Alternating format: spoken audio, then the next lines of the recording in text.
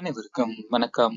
Bed time stories மற்றும் சரிகம தயாரிப்பில் Jitu Joseph இயக்கத்தில் ஜெய் உன்னித்தன் மற்றும் விஷ்ணு ஷியாம் இசையில் வந்துள்ள படம் நுண்ணக்குழி.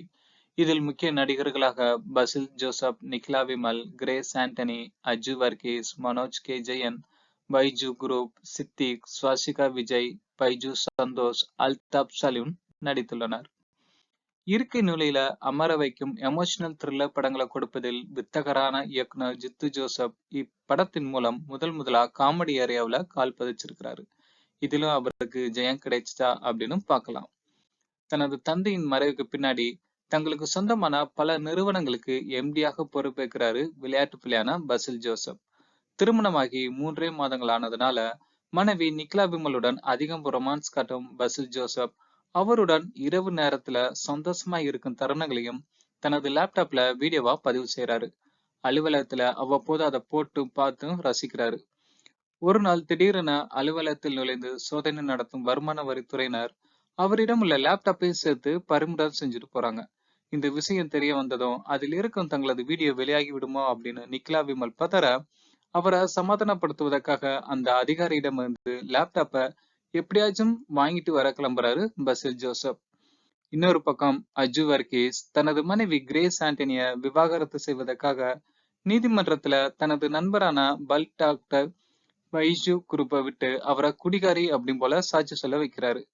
இதனால ஆத்திரமான கிரேஸ் ஆண்டனி நேரா டாக்டரின் கிளினிக்கு போய் அவரை தாக்கி அவர் வாயில வலுக்கட்டாயமா மதுவை ஊத்துறாரு.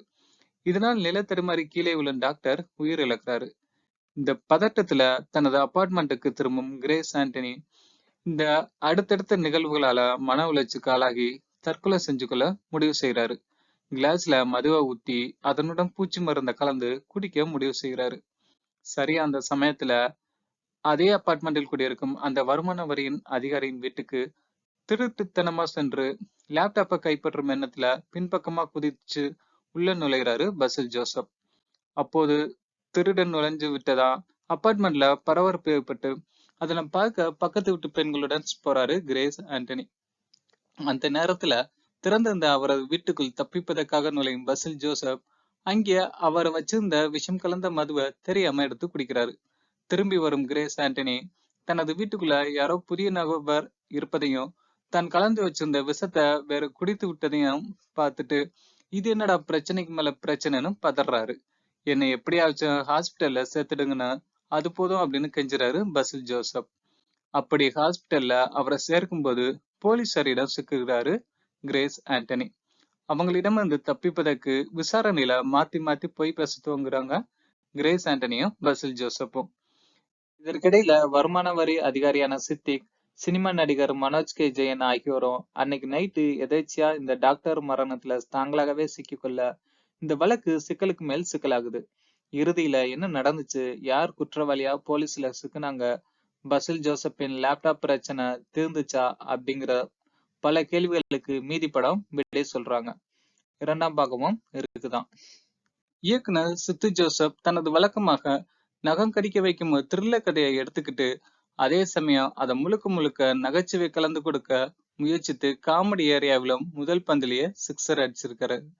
சித்து ஜோசப் படம் பாக்குறோமா இல்ல சுந்தர்சி படம் பாக்குறோமா அப்படிங்கிற சந்தேகம் நமக்கே வரும் அளவுக்கு படம் முழுக்க வயிறு குலுங்க சிரிக்க வச்சிருக்கிறாரு சித்து ஜோசப். அவரது இந்த முயற்சிக்கு 100% கை கொடுத்திருக்காங்க இந்த படத்தில் நடித்த அனைத்து நட்சத்திரங்களும். குறிப்பா கதையின் நாயகனாக நடித்திருக்கும் பசில் ஜோசப். அமைச்சர்தனமா தான் பண்ணும் விஷயங்களால சிக்கல்ல மாட்டிக்கிட்டு அதுல இருந்து விடுபடுவதா நினைத்து மேலும் மேலும் சிக்கலை இழுத்து கொள்ளும் போது அந்த கதாபாத்திரமாகவே மாறிட்டாரு. இவருக்கு அடுத்தபடியா கிரேஸ் ஆண்டனி. ஆத்திரத்துல சில விஷயங்களை செஞ்சுட்டு அதன் பிறகு அதுல இருந்து தப்பிப்பதற்கு பொய் மேல் பொய் பேசுவது அனைத்துமே அக்மாக் காமெடி. பாவன் நிக்கிலா விமல் ஆரம்பத்திலும் இறுதியிலும் என மொத்தமே 10 நிமிஷம் மட்டும் வந்து ஏமாற்றம் தராங்க. போலீஸ் அதிகாரியாக பைஜு சந்தோஷ், விசாரணை அப்படிங்கிற பெயரில் அடிக்கும் கூத்துக்கள், வருமான வரி அதிகாரியான சித்திக், நடிகரான மனோஜ் கே ஜெயன் கூட்டணி, மது அருந்திட்டு பண்ணும் அலப்பறைகள், அவங்களிடம் கதை சொல்கிறேன் அப்படின்னு மாட்டிக்கிட்டு தன் பங்குக்கு உதவி இயக்குனரா அல்தாப் சலீம் பண்ணும் அட்ராசிட்டி என காட்சிக்கு காட்சி அனைவரும் சிரிக்க வச்சு கொண்டே இருக்காங்க. ஒரே நாளில் நடக்கும் சம்பவங்களை மையப்படுத்தி விறுவிறுப்பாக இந்த கதையை எழுதியிருக்கிறாரு கதாசிரியர் கே கிருஷ்ணகுமார். இதுல இடைவேளைக்கு முன்பு வர என்ன ஆகுமோ அப்படிங்கிற ஒரு பதபதப்ப தனது வழக்கமான பாணியில ஏற்படுத்தி விட்டும் சித்து ஜோசப் அதன் பிறகு முற்றிலும் நகைச்சுவை பாணிக்கு மாறி இவங்களது பிரச்சனைகளை எப்படி முடிவுக்கு வரும் அப்படின்னு எதிர்பார்க்க வைத்து முடிவுல மனச ரிலாக்ஸ் செஞ்சு விடுறாரு. ஒரு படத்தின் ஆரம்பம் முதல் இறுதி வர சிரிக்க வைக்க முடியுமா கேட்டா முடியும் என காட்டியிருக்கிறாரு சித்து ஜோசப். நன்றி. இது போன்ற வீடியோக்களுக்கு சப்ஸ்கிரைப் செய்யவும்.